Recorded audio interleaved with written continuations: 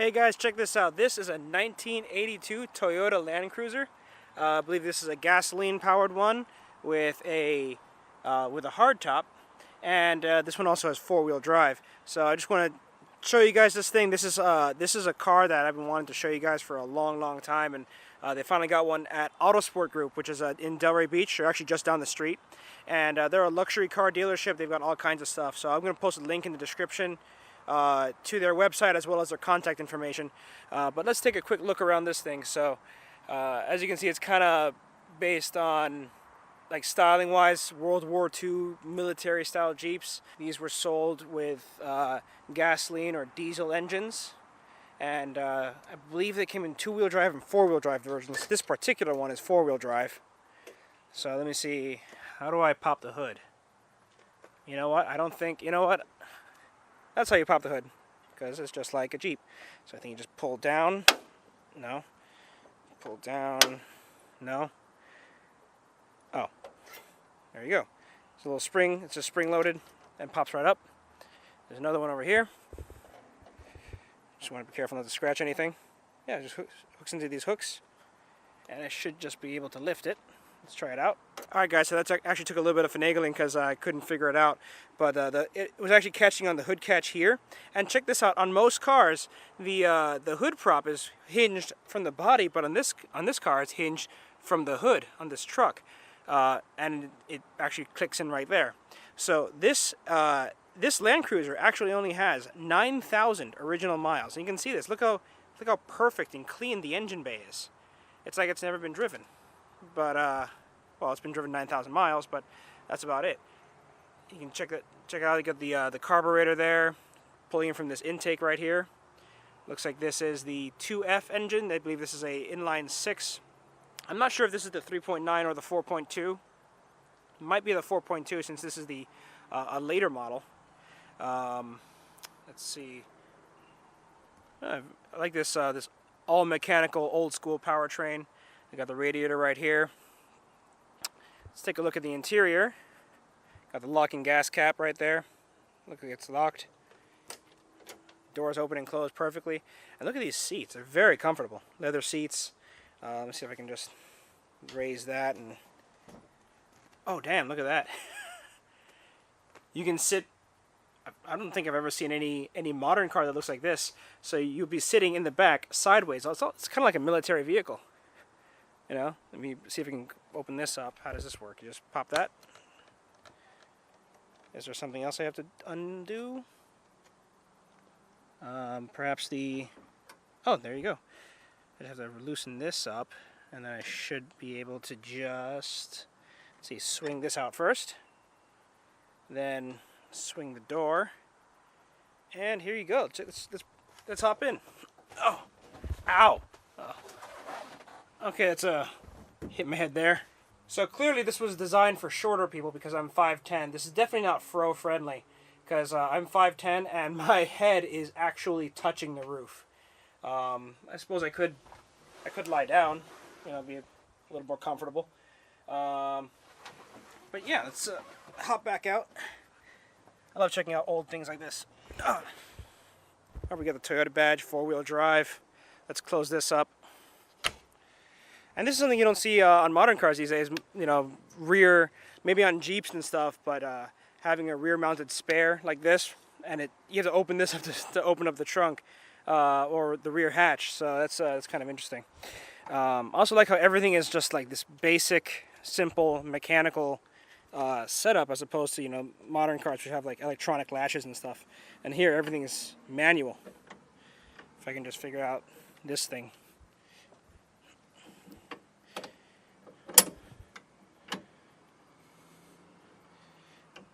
There we go, and so there you go, before you start making millennial jokes. So let me go ahead and close this door. And I actually want to show you guys this interior. So let me go ahead and close up the hood as well. There you go, hood's down, and let me tell you, this thing looks absolutely immaculate. 9,000 original miles. I think it's less than 9,000. I was looking on the odometer. I've got to hurry quick because it looks like the sun's going down. It's about 5:30 now. But man, this paint is all original. This is unbelievable. You got the bumper right here. You got the, let's see, looks like it uses a steering box. Actually has hooks here. This thing was really built for off-roading. Probably mount a winch there, no problem. So let's hop into the interior. Let me show you guys this thing. So I got the keys right here. First, wind up and down windows, both sides. The door is really lightweight, and these seats are actually very, very comfortable. Let me go ahead and hop in.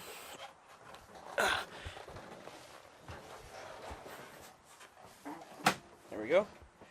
First, the seats are extremely comfortable. Like, you sit in this thing, you just sink into the seat. Like, it's super plush. So we got a manual transmission. This is, now check this out. The gear stick actually doesn't have the instructions on. It's right here. And the entire interior, notice there's no padding, there's no headliner. That's just straight plastic or metal. You know, it's just, actually when you talk in here, you actually hear a slight echo. So you get the 4-wheel drive down here, 4 on the floor thing here. No radio. It looks like, well, it looks like there may have been a radio in here at some point. It looks like it's a single DIN. Looks like it's been pulled out right now. There's the faceplate. The gauges are all the way down here. There's no tachometer. You have oil. I'm not sure if that's oil temperature or oil pressure. I think it's oil pressure gauge. You got the fuel level, temperature, amp meter, because this thing has a generator. It does not have an alternator. What else? We got the lights right here. Oh, that's pretty nifty. Don't think that's original though. Don't know what that does. You got a switch. Don't know what that does. You know what? Let's start it up. Got the key right here. Brake, clutch, right there. There we go. There we go. First turn of the key, starts right up.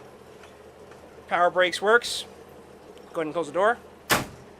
So, let's see. What does this switch do? Nothing. You got some headlights. Look at the lights on. See a little bit more. See a little bit better. Let's see. The Land Cruiser. This steering wheel. It's a little difficult to get on the camera, the full steering wheel on the camera, but this steering wheel is huge. You're right up against it. Like, this is probably maybe a few inches from my chest. Like, I have the camera on my chest right now. So you're right up on the steering wheel. So let's go ahead, clutch in. So reverse is like that, but we got first gear there, second gear. So let's take it for a quick spin. You see focus, there we go.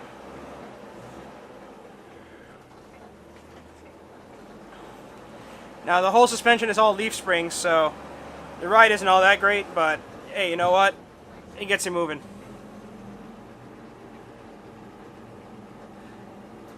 This thing is different. Here we go, coming up on a stop sign. I'm not sure. Let me see if I can recline the seat, move the seat back further, because I'm kind of uncomfortable. There we go. Found it. You know, I can't quite figure it out, so I'm just gonna drive it as it is, because I'm actually kind of really up against the pedals, and it makes it a little difficult to move the pedals around.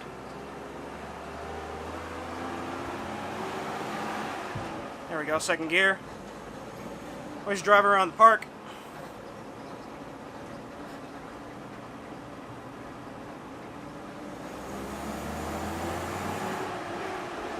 So these weigh roughly 3,200 to 3,400 pounds.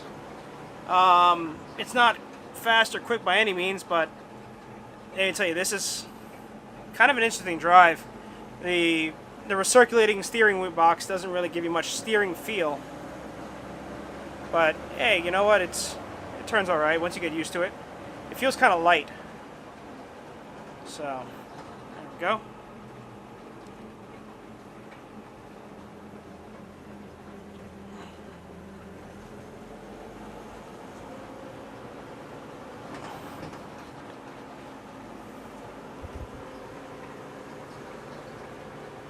There we go, coming up another stop sign.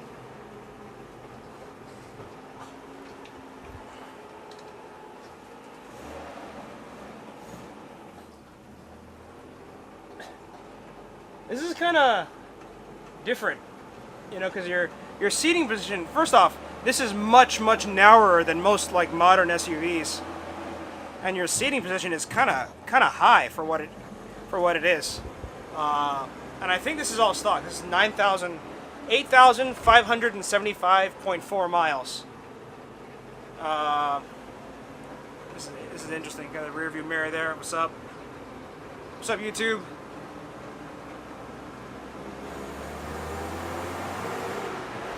Here we go, getting to third. I believe there's actually a company around here a little further south that actually restores them, and I think some even put like a 2JZ. They'll swap a 2JZ into your Land Cruiser. So